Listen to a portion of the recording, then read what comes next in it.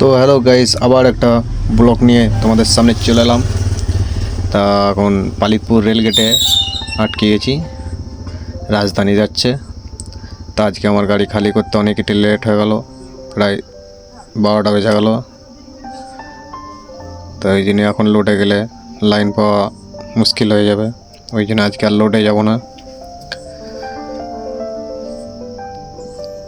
আমাদের এই গেটটা আজকে জাম নেই অতটা, আমি সামনের দিকেই, আমার সামনে একটাই গাড়ি আছে,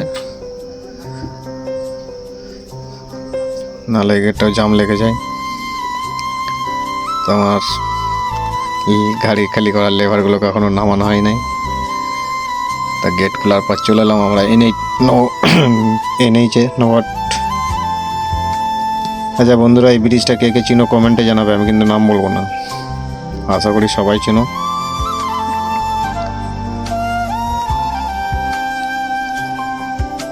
নদীর জল তো একবারে শুকিয়ে গেছে, দেখতেই পাচ্ছ।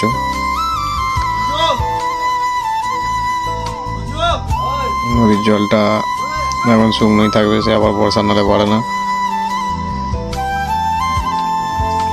এই হেঁটে হেঁটে এপার ওপার পেরিয়ে যাবে যা জল। তা ব্রিজটা যারা যারা জানো, নাম জানো, কমেন্টে জানাবে। এটা হচ্ছে আমাদের বাজার।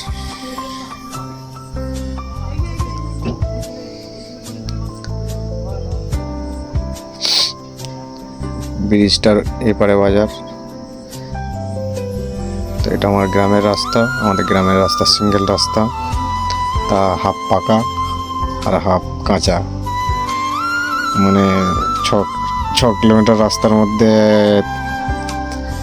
2 কিলোমিটার রাস্তা পাকা আছে, বাকি সব কাঁচা রাস্তা।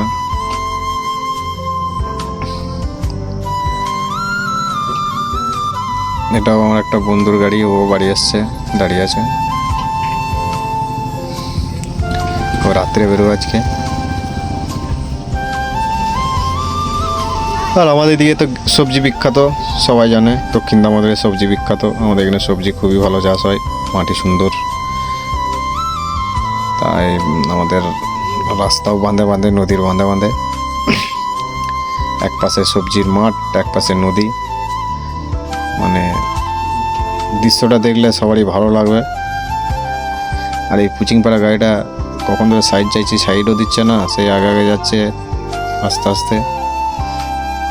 আমাদের কাঁচা রাস্তায় নেমে পড়েছি পাকা শেষ হওয়ার পর।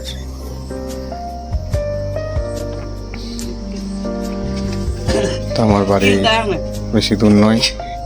এই যে মাটিগুলো দেখতে হয়, সেগুলো পাহাড় নয়, তা বলে এটা ভাটার মাটি, ছোটখাটো পাহাড়, অনেকটাই উঁচু।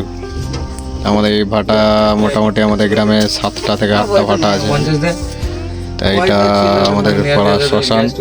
আমার বেশিরভাগ রিলস ভিডিও এইখানেই সব করা আছে, আমার যা আগের ভিডিও আছে সব এইখানেই ভিডিওগুলো করি। সব আমরা বিকেলবেলায় হলে এখানে আড্ডা মারি, তাই আমার বেশিরভাগ ভিডিও এইখানেই আছে। তা দেখতে দেখতে চলে এলাম আমাদের বাড়ির কাছাকাছি। দেখতেই পাচ্ছি আমাদের পাড়ায় ঢুকছি। আমাদের দিকে রাস্তা চওড়া রাস্তা, কিন্তু মাটির রাস্তা। পাকা ছিল, পাকা ভেঙে গেছে, প্রায় আজ 10 বছরকার আগে পাকা রাস্তা ছিল, সেই থেকে একবারই পাকা হয়েছে, আর পাকা হয়নি, তারপরে ওই রয়ে গেছে। তাই এটা আমাদের ক্লাব, আমাদের পাড়ার, আমার গাড়ি এখানেই থাকে। আমার ঘর তো আগের বাড়ি দেখেছো, আমার ওই যে পোলটার কাছ থেকে ঢুকতে হয় আমার বাড়ি। তা গাড়ি টাড়ি রেখে আমি চান করতে চলে গেলাম। চান করার জন্যে বেরিয়ে পড়লাম।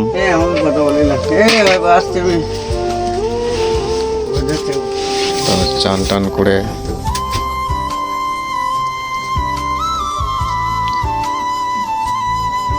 আমাদের চান এইখানে করা হয়। তো চান টান করে এসে আমার নতুন স্কুটিটা নিয়ে বেরিয়ে পড়লাম গ্যাস ভরার জন্য।